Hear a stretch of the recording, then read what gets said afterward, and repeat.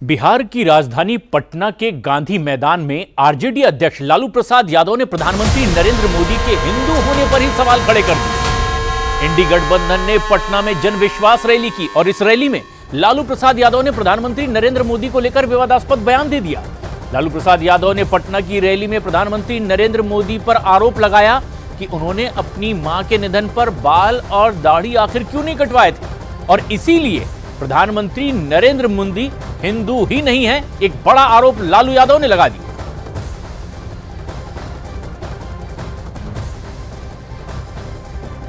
उन्होंने सीधे आरोप लगाया कि आखिर जो घटना हुई उसके आधार पर क्यों ना माना जाए कि वो हिंदू ही नहीं।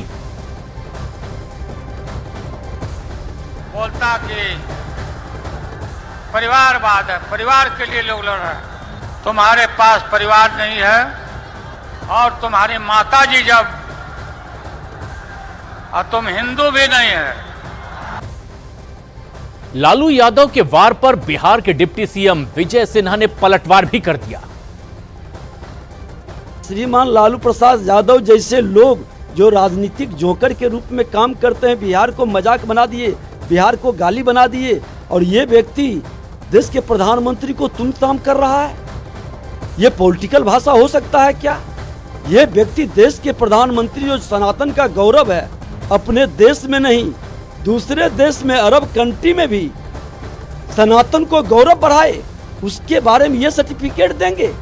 अरे जो तुष्टीकरण की राजनीति से अपनी सत्ता का खेला खेला, जो अपनी माई समीकरण का नाम ले ले करके लोगों के बीच उन्माद पैदा किया, जो व्यक्ति समाज को लड़ाने का, नरसंहार कराने का, लोगों को विधवा बनाने का, युवाओं के रोजगार छीनने का, निवेशकों को भगाने का, वसूली, रंगदारी, भ्रष्टाचार से अकुत संपत्ति बनाने वाला व्यक्ति देश के प्रधानमंत्री नरेंद्र मोदी जी के बारे में ये बोल रहे हैं, शर्म लगनी चाहिए। और सिर्फ विजय सिन्हा ही नहीं बल्कि बीजेपी नेता अजय आलोक ने भी लालू यादव और राहुल गांधी पर करारा पलटवार कर दिया। लालू यादव जी को लगता बीमारी के साथ साथ आंख में मोतियाबिंद भी हो गया है, दिखाई कम देता लगता है। अरे मंच पर राहुल गांधी बैठे हुए थे, नहीं दिखे? पारसी पिता ईसाई माता के पुत्र हिंदू नहीं हैं। राहुल गांधी दिखे नहीं है, पीएम मोदी दिख गए, जिसने 18 वर्ष 19 वर्ष की उम्र में संन्यास ले लिया था, परिवार का त्याग कर दिया था, सारे रिश्तों का त्याग कर दिया था। इतनी भी समझ नहीं है कि जो संन्यास ले लेता है उसके साथ किसी का तरह का कोई बंधन नहीं होता है। और हिंदू धर्म की जागृति जो नरेंद्र मोदी ने पूरे देश में किया है, वो आज तक किसी ने नहीं किया। ज्ञान देते हैं। कई बड़े सवाल खड़े हुए। इंडी गठबंधन इस वक्त आखिर कहां खड़ा है, जहां सीटों के लिस्ट जारी करना तो दूर, पार्टी के बीच सीट बंटवारे तक पर कोई फाइनल लिस्ट सामने अब तक नहीं आ पाई है। महागठबंधन के बीच एक नहीं कई पेच इसी तरह के फंसे हुए हैं और बंगाल से लेकर महाराष्ट्र तक महागठबंधन एकजुटता के नारों के बीच में सिसकियां भरता दिखाई दे रहा है। और इंडी गठबंधन जिसका लक्ष्य है कि एक एक सीट पर बीजेपी को घेरा जाए, प्रधानमंत्री नरेंद्र मोदी की सत्ता वापसी को रोका जाए, कहीं पहुंचने में अब तक के वो कामयाब भी नहीं दिख रहे। पटना में लालू यादव बोलने के लिए खड़े हुए और अभी बोल ही रहे थे कि राहुल गांधी मंच से उतर गए।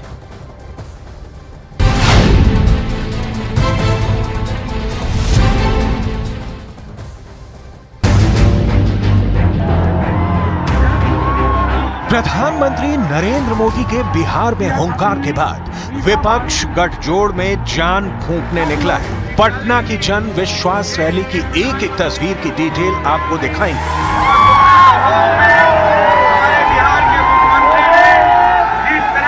शुरुआत जन विश्वास रैली के मंच से, जिसका रंग हरा है, मतलब आरजेडी का, जिसके मंच पर इंडी गठबंधन के सहयोगियों को बुलाया गया है। तेज प्रताप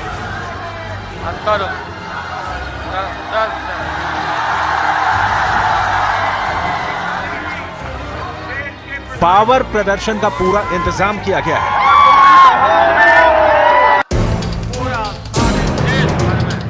लेकिन ये क्या, अभी तो लालू बोल ही रहे हैं कि कांग्रेस नेता राहुल गांधी मंच से उठकर चले गए हैं। राहुल जी अच्छा गए।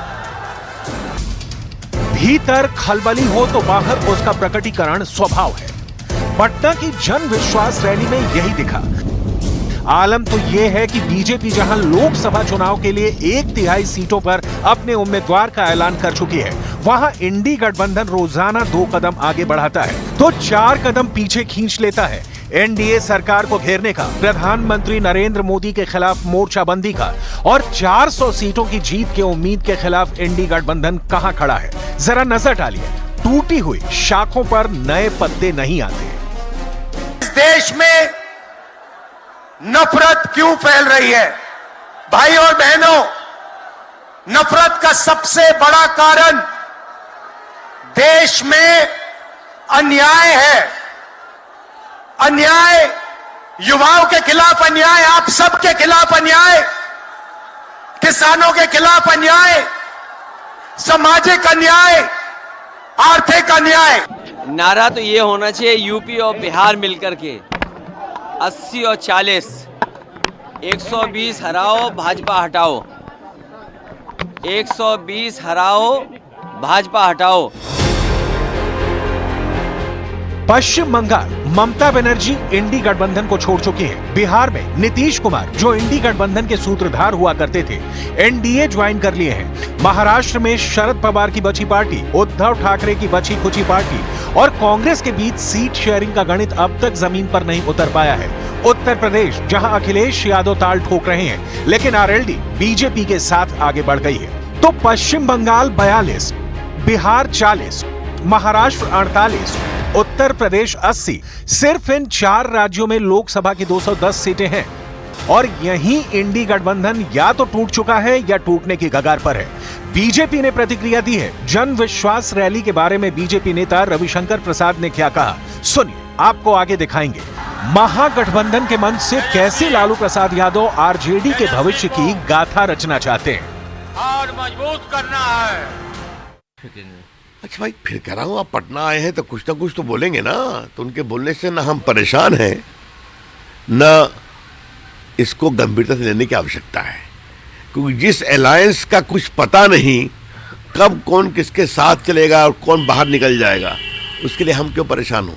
देश मोदी जी के साथ चलेगा, भाजपा के साथ, एनडीए के साथ, अब की बार 400 के पार। जन विश्वास रैली पर बीजेपी के अविश्वास का कारण आरोप नहीं है, ये इंडी गठबंधन की कुंडली है जिस पर राहु की वक्र दृष्टि है। उदाहरण देखिए, जोर शोर से आम आदमी पार्टी और कांग्रेस के बीच दिल्ली में सीट बंटवारे का ऐलान हुआ, लेकिन पेच ऐसा फंसा कि अब तक धरातल पर कौन कांग्रेसी उम्मीदवार कहां से लड़ेगा और कांग्रेस दिल्ली की 7 सीटों पर से कितने पर लड़ेगी, अब तक क्लियर नहीं है। आम आदमी पार्टी और कांग्रेस के बीच गठबंधन की घोषणा बस होते होते रह गई। सूत्रों के मुताबिक दिल्ली में आम आदमी पार्टी 4-3 के फॉर्मूले पर सहमत थी, लेकिन कांग्रेस दिल्ली में 4 सीटों की मांग कर रही है। सूत्रों का कहना है कि आम आदमी पार्टी ने कांग्रेस के सामने यही सवाल उठाया है कि आखिर किस आधार पर कांग्रेस दिल्ली में 4 सीटें मांग रही है। मामला सिर्फ दिल्ली में नहीं, हरियाणा, चंडीगढ़, पंजाब, गोवा और गुजरात में भी फंसा हुआ है, लेकिन गठबंधन की ताल ठोकी जा रही है। लेफ्ट के साथ समाजवादी पार्टी के मुखिया अखिलेश यादव पहुंचे हुए हैं। वॉशिंग मशीन तो सुनते थे, वॉशिंग मशीन, कितना बड़ा से बड़ा भी भ्रष्टाचारी जो होगा वो बीजेपी में जाता है तो उसका धुलाई हो जाता है, साफ हो जाता है। लेकिन बीजेपी वॉशिंग मशीन के साथ साथ डस्टबिन वाली पार्टी हो गई है, कूड़ादान हो गया है। सब पार्टी का कूड़ा जाकर के बीजेपी में चला जा रहा है। गठबंधन में कौन सा चुनावी समीकरण तय होगा, कौन किस सीट से लड़ेगा, फिलहाल खूब अंधेरे में हैं इन सवालों के उत्तर। जवाब विपक्ष के पास बस जुबानी है कि हम साथ साथ हैं। बीजेपी वॉशिंग मशीन के साथ साथ डस्टबिन वाली पार्टी हो गई है, कूड़ादान हो गया है। एक तरफ नफरत, हिंसा, अहंकार और दूसरी तरफ मोहब्बत। 120 हराओ भाजपा हटाओ। भागीदार बनोगे? बताओ, हाथ उठा के बताओ, बनोगे ना? दिल्ली के ऊपर कब्जा करना है।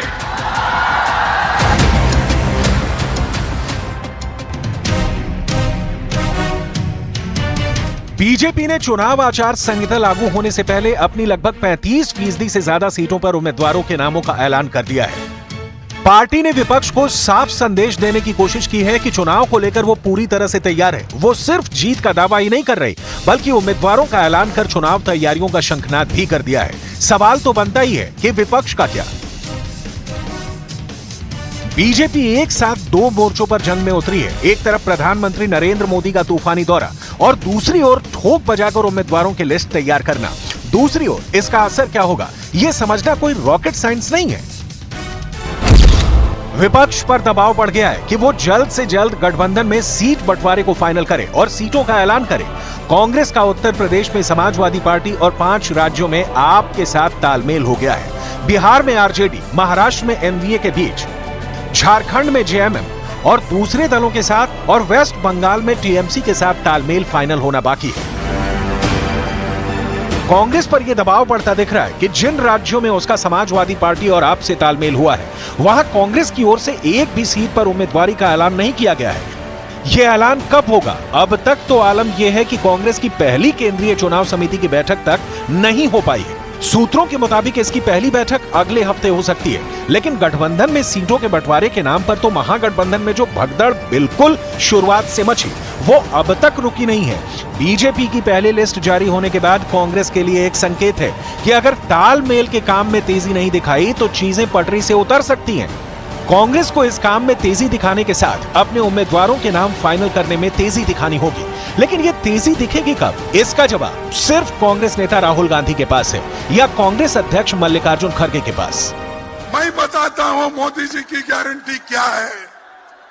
मोदी जी की गारंटी है, उन्होंने 2014 में यह कहा था कि 2 करोड़ नौकरियां हर साल युवाओं को दूंगा। क्या उसने दिया? क्या उसने 2 करोड़ नौकरी दी? महागठबंधन की सफलता सहयोगी दलों के बीच एकजुटता और सीट बंटवारे से जुड़े समझौते पर टिकी है, ताकि एक सीट पर एक उम्मीदवार उतारकर बीजेपी को कड़ी टक्कर दी जा सके। बीजेपी इस वक्त कितनी मजबूत स्थिति में है, 3 महीनों का लेखा जोखा देखिए। बीजेपी ने दिसंबर में ही छत्तीसगढ़, राजस्थान और मध्य प्रदेश जैसे अहम हिंदी भाषी राज्यों में विधानसभा चुनाव में धमाकेदार अंदाज में जीत दर्ज की है। इसके बाद जनवरी में प्रधानमंत्री नरेंद्र मोदी ने अयोध्या में राम मंदिर का उद्घाटन करके लोकसभा चुनाव के लिए एक तरह से बिगुल फूंक दिया। जम्मू कश्मीर से 370 की समाप्ति तो जनता के जेहन में अब भी ताजा है। ऊपर से बिहार में नीतीश कुमार को संग मिलाना, महाराष्ट्र में अशोक चौहान को पार्टी में लाना, हिमाचल प्रदेश में कांग्रेस के बहुमत के बावजूद राज्यसभा में बीजेपी के उम्मीदवार की जीत और सबसे ऊपर प्रधानमंत्री मोदी का मैजिक, जिसमें लाभार्थी वर्ग है, फर्स्ट टाइम वोटर है। इसके कारण देश पूरे विश्वास से कह रहा है, बच्चा बच्चा कह रहा है, गांव भी कह रहा है, शहर भी कह रहा है, अब की बार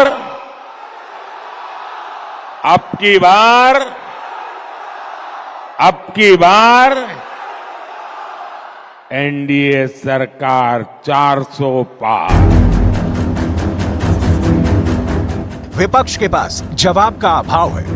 एक तुलना देखिए कि विपक्ष कहां-कहां एनडीए सरकार को घेरने की कोशिश कर रहा है और कामयाबी नहीं मिल रही। भ्रष्टाचार का मुद्दा विपक्ष के हाथ कुछ भी नहीं, महंगाई का ग्राफ विपक्ष के पास कहने के लिए कुछ भी नहीं, बेरोजगारी विपक्ष घेरने की कोशिश करता है, कामयाबी नहीं मिलती, परिवारवाद की बात विपक्ष के पास कहने के लिए कुछ नहीं है, विकास विपक्ष सन्नाटे में है, नारी उत्थान, 3 तलाक और महिला आरक्षण के बाद विपक्ष बैकफुट पर है। सवाल है फिर न जब इंडी में एकजुटता है, न सीट बंटवारे पर सहमति है, न एक मत होकर बीजेपी के खिलाफ चट्टान की तरह खड़े होने की सामर्थ्य है, फिर पटना की विश्वास रैली से जनता में इंडी गठबंधन के लिए कितना विश्वास पैदा हुआ? राष्ट्रीय स्तर पर बीजेपी का एकमात्र विकल्प कांग्रेस दिखती है, क्योंकि इस पार्टी की देश के लगभग हर राज्य में मौजूदगी है और कई मायनों में यही इस गठबंधन की कमजोरी का कारण भी है।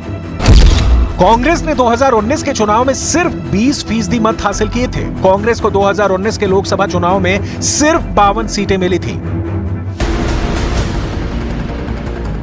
यूपीए तो तब भी मौजूद था और विपक्ष का भले इतना बड़ा गठबंधन नहीं था, लेकिन विपक्ष एकजुट तो हुआ ही था। ये दूसरी बात है कि यूपीए 2014 में भी था और तब भी कांग्रेस, समाजवादी पार्टी और राष्ट्रीय जनता दल जैसी सियासी पार्टियों पर बीजेपी भारी पड़ी थी। सवाल है कि क्या अभी से क्लियर हो चला है कि महागठबंधन अपनी ही विसंगतियों के सामने घुटने टेक देगा और प्रधानमंत्री नरेंद्र मोदी की बीजेपी 370 और एनडीए 400 सीटों के पार का नारा वोट की ताकत बटोरकर 18वीं लोकसभा में दिखेगा?